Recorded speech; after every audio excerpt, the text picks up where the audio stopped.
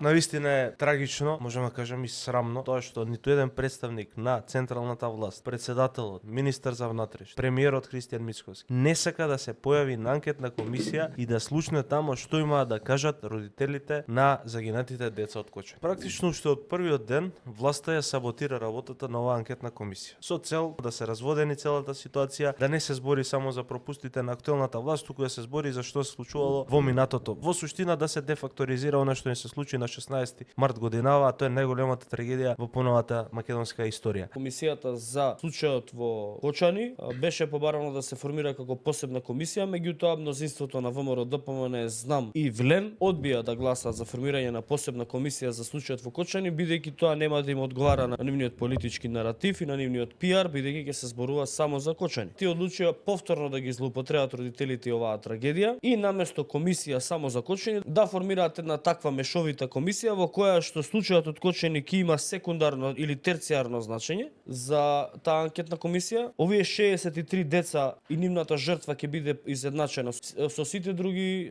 трагедии и на секое прашање на опозицијата во врска со Кочани ќе излагаат тројца пратеници на власта кои што ќе прашуваат за прашања за останатите други 3-4 трагедии, со што намерно ќе се оди на дефокусирање на фактите од случајот за Кочани. А ако сакаа они на вистина да имаат ваква анкетна комисија, они може да формираат до сега 2 години. Они може да формираат анкетни комисии посебни за модуларни, за Ласкарси и за Дурмотурс, да ги формираат до сега и до сега тие ќе работеа. Меѓутоа, прашајте се зошто до сега не ги формира. Баш сега им текна да ги формираат.